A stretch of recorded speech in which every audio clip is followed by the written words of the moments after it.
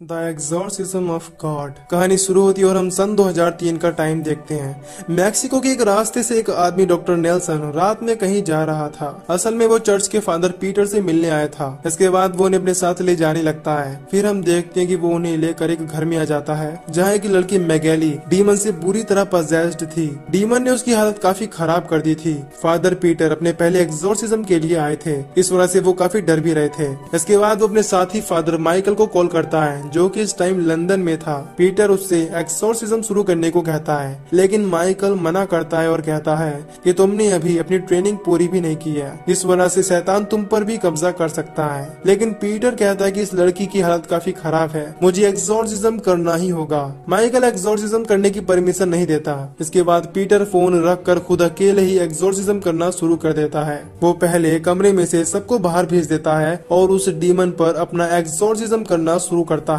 Peter exorcism करते वक्त video recording शुरू कर देता है, इससे वो आगे के लिए प्रूफ रख सके। अब ये डीमन काफी पावरफुल था, जिस वजह से आसानी से मैगेली की बॉडी से बाहर नहीं जाता। वो डीमन मैगेली के कपड़े फाड़कर पीटर को सीड्यूस करने लगता है। उसे पता लग जाता है कि पीटर मैगेली से कहीं न कहीं प्यार करता है, क्योंकि मैगेली उसी चर्च में मदर है जिसमें पीटर रहता था। इस बात का फायदा डीमन उठाने लगता है। अब पीटर उसकी बॉडी से अपना ध्यान हटाने की काफी कोशिश करता है, लेकिन डीमन लगातार उसे सीड्यूस करने लगता है। कुछ देर में मैगेली पीछे बेड पर गिर जाती है। अब जैसे ही पीटर उसे चेक करने जाता है, मैगेली के भेस में डीमन उसे किस करता है और उसके साथ इंटीमेट होने लगता है। फादर पीटर खुद को रोकने की काफी कोशिश करता है और कुछ देर में डीमन मैगेली की बॉडी छोड़कर पीटर की बॉडी में घुस जाता है और उसके साथ इंटीमेट हो जाता है। हेयर सीन यहाँ से शिफ्ट होता है और हम 18 साल बाद का सीन देखते हैं, जहाँ एक जेल में गार्ड बंदियों को खाना दे रहे थे। जैसे ही वो एक लॉकअप में अपना हाथ डालता है, तभी अंदर से कोई उसके हाथ की उंगली खा जाता है। दूसरा गार्ड आकर उसे किसी तरह बचा लेता है, यानी उसके अंदर एक पजेस्ड बंदी भी था। सीन चेंज होता है और हम फादर पीटर को देखते हैं जो बिल्कुल ठीक थे और वो अब गरीबों को खाना देकर उनकी मदद कर रहे थे।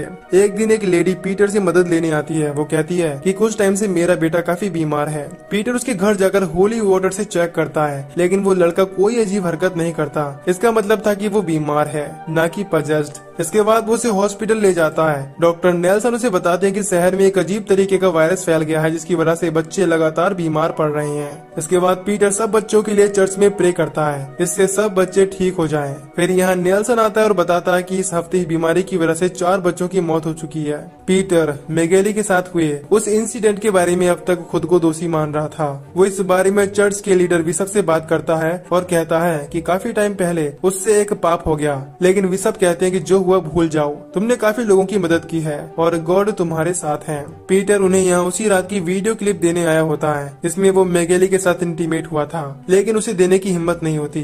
खैर बिशप उसे कुछ फंडिंग यानी पैसे दे देते हैं, इससे वो बीमार बच्चों की हेल्प कर पाए। अब पीटर उन पैसों से बच्चों के इलाज के लिए काफी सामान लाता है। अब रात में पीटर गॉड के सामने खुद को फिर से उस बात का दोषी मानने लगता है। तभी उसे बाहर से किसी के चिल्लाने की आवाज आती है। अब वो चर्च में देखने चला जाता है। वहाँ उसे अजीब से चलने के निशान मिलते हैं, जिसके बाद वो उनका पीछा करने लगता है। तभी अचानक उसके सामने डीमन से पजेस्ड एक इंसान आ जाता है। इसे देखकर वो घबरा जाता है, लेकिन फिर हम देखते हैं कि ये सिर्फ उसका एक बुरा सपना है। इसके बाद फिर से डीमन उसके पीछे से आकर अटैक कर देता है, लेकिन यह भी एक सपना ही होता है। इसके बाद पीटर अपनी नींद से जाग जाता है और तभी उसे उसी जेल वाले गार्ड का फोन आता है, जहां वो डीमन कैद था। वो गार्ड पीटर से कहता है कि यहाँ पर एक कैदी की हालत ज्यादा खराब है। वो उसे जेल में देखने आने को कहता है। अगले दिन पीटर उसे देखने के लिए नेल्सन को भी अपने साथ ले जाता है। अब वो उसी जेल के अंदर आकर उसे देखने लगते हैं। वहाँ वो देखते हैं कि एक लड़की बुरी तरह से डीमन के कब्जे में है। यहाँ वो डीमन उन सभी को डराने लगता है और वैसा ही करता है जैसा मैगेली वाला डीमन कर रहा था। खैर पीटर यहाँ कोई एक्सोर्सिज्म किए बिना सेल से बाहर आ जाता है। अब जैसे ही वो उससे बाहर आते हैं, उन्हें अजीब सी आवाजें आने लगती हैं। इससे उन सभी को काफी तकलीफ होती है। इसके बाद दूसरे कमरे में वो उसी गार्ड के साथ बैठकर बातें कर रहे होते हैं। तभी यहाँ मैगेली आती है और हमें पता चलता है कि वो सेल वाली लड़की और कोई नहीं, पीटर और मैगेली की बेटी एस्पेरांजा है। असल में 18 साल पहले जब वो दोनों डीमन की वजह से इंटीमेट हो रहे थे, तो डीमन पीटर के जरिए उनके होने वाले बच्चे में चला गया और तभी से उसकी बेटी ऐसी ही है। पीटर बाहर आकर मैगेली से कहता है कि मैं उस टाइम एक डीमन के कब्जे में था और इसी वजह से डीमन मेरे जरिए वो सब कर रहा था। मैगेली उससे अपनी बेटी को बचाने को कहती है। उसी रात जब पीटर सो रहा होता है तो हम देखते हैं कि उनके ऊपर कोई है। तभी पीटर की आंख खुलती है और उसे फिर से वो डीमन दिखने लगता है जो कि चर्च में था। हम देखते हैं कि वो चर्च वाला डीमन खुद जीसस ही थे, जो कि पीटर के सपने में उसे एक डीमन की तरह दिख रहे थे। अगले दिन पीटर हॉस्पिटल जाता है जहाँ उसे पता चलता है कि उस लड़के की मौत हो गई है, इसे वो लेकर आया था। नेल्सन बताता है कि उसकी मौत वायरस की वजह से नहीं हुई है। पीटर समझ जाता है कि उसकी मौत एक डीमन की वजह से हुई है। उस लड़के की माँ यहाँ आती है और अपने बेटे की मौत पर काफी दुखी होती है। इसके बाद पीटर उस लड़के की मौत पर प्रे करने लगता है। इस पर उस लड़के की माँ कहती है कि इस दुनिया में गॉड ही मौजूद नहीं है। वो ये केवल अपने बेटे के दुख में बोल रही थी। रात में पीटर जब बच्चों के साथ खेल रहा होता है वहाँ मैगेली आती है। पीटर को खेलता देखकर उसे वो दिन याद आते हैं जब वो भी चर्च में काम करती थी। पीटर अपनी बेटी को बचाने का डिसाइड करता है और अगले दिन चर्च के लीडर बिशप से मिलने चला जाता है, जहाँ लीडर उसे एक्सोर्सिज्म करने की परमिशन दे देते हैं। पीटर उन्हें नहीं बताता कि वो उसी की बेटी है। एक्सोर्सिज्म में अपनी हेल्प के लिए पीटर लंदन से फादर माइकल को बुलाता है। इसे हम मूवी के शुरू में देख चुके हैं। माइकल एक एक्सपीरियंस्ड फादर थे। खैर उन दोनों की बातचीत से पता चलता है कि जो डीमन पीटर की बेटी के अंदर है उसका नाम बल बने है और वो हेल यानी नर्क के शैतान लूसीफर का बेटा है। पीटर को पता चल जाता है कि उस टाइम बलवन उसकी बॉडी से ही निकलकर उसकी बेटी एस्पेरांजा में आ गया। ये सुनकर माइकल कहता है कि जरूर तुम्हारे अंदर गॉड है जिसने तुम्हारी हेल्प की। पीटर उसे नहीं बताता कि वो पजेस्ड लड़की उसकी बेटी है। इसके बाद पीटर उसी रिकॉर्डेड टेप को आग में जला देता है जिसमें वो मैगेली के साथ इंटीमेट हुआ था। फिर हम उस टाइम का सीन देखते हैं जब मैगेली के अंदर से बलवन निकलकर पीटर के जरिए इंटीमेट हो रहा था। इसके बाद मैगेली की फैमिली वहाँ आती है और अपनी बेटी को ठीक देखकर वो पीटर को शुक्रिया कहते हैं। अब कहानी प्रेजेंट में आती है और हम चर्च में एक सिस्टर कैमिला को देखते हैं जो गॉड के सामने प्रे कर रही थी। तभी उसे भी अजीब आवाजें आने लगती हैं। उसे भी वहाँ कुछ अजीब निशान मिलते हैं। वो उन निशानों का पीछा करती है। तभी अचानक उसके सामने एक डीमन आता है जो कि मदर मैरी के भेष में था। इसके बाद वो डीमन कैमिला पर अटैक कर देता है और उसकी बॉडी को पजेस्ड करके ऑर्फनेज वाले बच्चों की तरफ जाने लगता है। वो बच्चों के कमरे में आता है जहाँ वो उस टाइम सो रहे थे। मैगेली उसे पहचान लेती है कि वो एक डीमन है। फिर वो उसे बच्चों के पास जाने से रोकने लगती है। चिल्लाने की आवाज सुनकर पीटर और माइकल वहां आ जाते हैं और कैमिला पर एक्सोर्सिज्म करके उसे डीमन से आजाद कर लेते हैं। तभी पीटर बच्चों के पास जाकर देखता है। उन बच्चों को देखकर लग रहा था कि डीमन ने उन पर असर करना शुरू कर दिया है।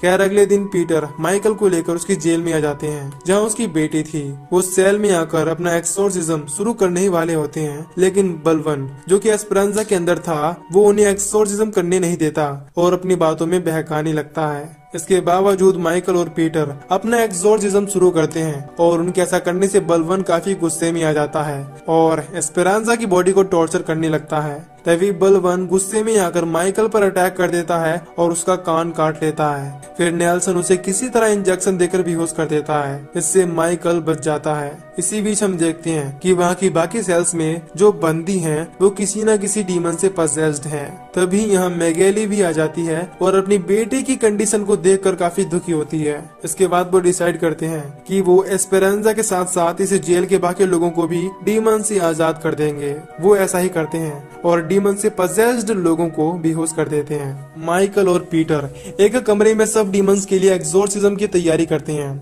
यहाँ माइकल पीटर को वार्न करता है और कहता है कि तुम्हें बलवन पर काबू पाने के लिए उसकी किसी बात पर यकीन नहीं करना होगा और न ही उसके साथ कोई सौदा करना होगा। अगर तुमने ऐसा किया तो डीमन इस दुनिया पर राज कर सकते हैं। माइकल आगे बताता है कि हमें फादर नहीं बल्कि गॉड बनकर ही उन पर काबू पाना होगा, नहीं तो वो हम पर काबू पाकर सबको खत्म कर देंगे। इसके बाद पीटर वहाँ के सभी पुलिस वालों को घर भेज देता है, इससे उन्हें कोई परेशानी न हो। अब यहाँ मैगेली को यकीन हो जाता है कि उस दिन पीटर के भेष में डीमन ही उसके साथ इंटीमेट हुआ था। इसके बाद पीटर सबको जेल से बाहर करके एक्सोर्सिज्म करने के लिए अंदर आ जाता है। उन दोनों फादर के साथ केवल डॉक्टर नेल्सन और एक गार्ड ही मौजूद था। दोनों फादर अपना एक्सोर्सिज्म शुरू करने ही वाले थे, लेकिन तभी वहाँ की लाइट चली जाती है और वो गार्ड भी उन्हें कहीं नहीं मिल रहा था। दूसरी तरफ लाइट जाने के बाद नेल्सन लाइट के बोर्ड की तरफ जाने लगता है, लेकिन रास्ते में उसे एक डीमन मिल जाता है जो उस पर अटैक कर देता है। उसकी चिल्लाने की आवाज से दोनों फादर उसके पास आते हैं, जहाँ वो देखते हैं कि नेल्सन काफी ज्यादा जख्मी है। वो उन दोनों को यहाँ से भागने को कहता है और मर जाता है। तभी वहाँ कई सारे डीमन आ जाते हैं और उनकी तरफ बढ़ने लगते हैं। इसके बाद दोनों फादर यहीं पर अपना एक्सोर्सिज्म शुरू कर देते हैं। तभी वहाँ मदर मैरी वाला डीमन आ जाता है, जिसे देखकर माइकल थोड़ा घबरा जाता है और उससे ठीक से एग्जोर्सिज्म नहीं होता। तभी एक डीमन उस पर हमला कर देता है, जिससे वो काफी जख्मी हो जाता है। इसके बाद पीटर उन्हें लेकर यहाँ से भागने लगता है। तभी हम देखते हैं कि बलवन वाला डीमन उन दोनों पर नजर रख रहा था। इसके बाद दोनों फादर उनसे बचकर जेल वाले किचन में आ जाते हैं और दरवाजे को अच्छे से बंद कर देते हैं। यहाँ माइकल पीटर पर गुस्सा होता है और कहता है कि हमारी प्रेयर्स काम क्यों नहीं कर रही, यानी कि एग्जोर्सिज्म काम क्यों नहीं कर रहा। अब यहाँ पीटर उसे सब बातें बता देता है कि उस रात डीमन ने मुझे पजेस्ट करके मैगेली को प्रेग्नेंट कर दिया। ये सुनकर माइकल को काफी बुरा लगता है और समझ जाता है कि शायद इसीलिए ही पीटर की प्रेयर्स काम नहीं कर रही। लेकिन पीटर माइकल से कहता है कि तुम्हारी प्रेयर्स काम करनी चाहिए और काम बनना चाहिए। अब यहाँ माइकल रिवील करता है कि उसने काफी टाइम पहले बलवन के साथ सौदा करके अपनी सारी पावर्स खो दी, यानी कि वो अब प्योर नहीं है, जिस वजह से उसकी भी प्रेयर्स काम नहीं कर रही। यहाँ माइकल पीटर से कहता है कि तुम डीमन से सौदा कभी मत करना, और यही कहकर उसकी मौत हो जाती है। अब डीमन दरवाजा खोलकर अंदर आने लगते हैं, जिस पर पीटर जल्दी से दूसरे कमरे में आ जाता है और खुद के फोन से वीडियो बनाने लगता है, जिसमें वो कहता है कि 18 साल पहले बलवन ने मुझ पर काबू होकर मैगेली को प्रेग्नेंट कर दिया, इससे उसे एक बेटी हुई। इसके बाद वो ये वीडियो हिम्मत करके बिशप को सेंड कर देता है। फिर पीटर अकेले ही उन डीमंस पर एग्जोर्सिज्म करने बाहर आ जाता है। उसे एग्जोर्सिज्म करने से वहाँ के डीमंस को तकलीफ होनी शुरू हो जाती है, लेकिन तभी वहाँ जीसस वाला डीमन आ जाता है, जो कि पीटर का सबसे बड़ा डर था। पीटर उनसे इस बार नहीं डरता और उन सभी पर होली वाटर डालने लगता है। तभी पीछे से बलवन आकर उसे बेहोश कर देता है। इसके बाद हम देखते हैं कि सभी डीमंस ने मिलकर पीटर को एक जगह बांध रखा है और उल्टा उस पर ही एग्जोर्सिज्म कर रहे हैं, ताकि पीटर के अंदर का गॉड उससे बाहर निकल जाए। इसके बाद वो सब इस दुनिया पर राज करें। दूसरी तरफ वो मदर मैरी वाला डीमन बच्चों के पास आ जाता है, इससे उनकी तबीयत खराब होने लगती है। यहाँ कैमिला उसे रोकने की कोशिश करती है, लेकिन उल्टा वो उस पर ही अटैक करने लगती है। इधर पीटर अपने अंदर की गॉड के जरिए सभी डीमंस की हालत खराब कर देता है। पीटर बलवन से अपनी बेटी को छोड़ने को कहता है, लेकिन बलवन उसके साथ एक डील करने को कहता है। इसमें वो ऑर्फेनेज के बच्चों के साथ साथ उसकी बेटी को छोड़ देगा, लेकिन बदले में उसे अपने अंदर की गॉड का सैक्रिफाइस करना होगा। पीटर मजबूरी में आकर बलवन के साथ वो डील कर लेता है। इस पर सारे डीमंस ऑर्फेनेज के बच्चों को छोड़कर चले जाते हैं और बलवन भी एस्पेरांजा की बॉडी छोड़ देता है। अब पीटर अपनी बेटी को लेकर बाहर आता है, जहाँ मैगेली अपनी बेटी से मिलकर काफी खुश होती है। अगले सीन में हम देखते हैं कि पीटर सभी बच्चों के साथ मिलकर चर्च में प्रे करता है। अब बच्चों की जान बचाने की वजह से लोग उससे असली गॉड मानने लगे थे और उनके मन में पीटर के लिए रिस्पेक्ट काफी बढ़ गई थी। उसकी ये बात न्यूज में भी आ जाती है। ये देखकर बिशप पीटर पर काफी प्राउड होते हैं। पीटर उनसे वीडियो के बारे में बात करने लगता है, जिस पर वो कहते हैं कि उन्होंने उस वीडियो को देखे बिना डिलीट कर दिया, क्योंकि वो पीटर से काफी ज्यादा खुश थे। वो जानते थे कि पीटर ने जानबूझकर कुछ नहीं किया। यहाँ एस्पेरांजा और कैमिला आते हैं और पीटर को गले लगाकर काफी खुश होते हैं। एस्पेरांजा को अब तक नहीं पता होता कि उसके डैड पीटर ही हैं। तभी हम देखते हैं कि पीटर की आंखों का कलर बदल रहा है, यानी उसके अंदर अब बलवन आ गया है। वे सब उसे पहचान लेते हैं और काफी घबरा जाते हैं। बलवन यहाँ उन्हें बताता है कि पीटर ने ही बच्चों और अपनी बेटी को बचाने के लिए अपने अंदर की गॉड की बलि दे दी है। इसी बीच हम देखते हैं कि एस्पेरांजा की आंखें भी बदल रही हैं, लेकिन उसके अंदर कोई भी ईविल आत्मा नहीं थी, बल्कि उसके अंदर खुद गॉड थे। मूवी के आखिर में हम देखते हैं कि पीटर वेटिकन सिटी में है, यानी बलवन पीटर के जरिए अब पूरी दुनिया पर कब्जा करने वाला है। और इसी के साथ ये मूवी यहीं पर खत्म हो जाती है। तो दोस्तों, अगर आपको इस मूवी की एक्सप्लेनेशन पसंद आई हो तो वीडियो को लाइक और चैनल को सब्सक्राइब कर दीजिए।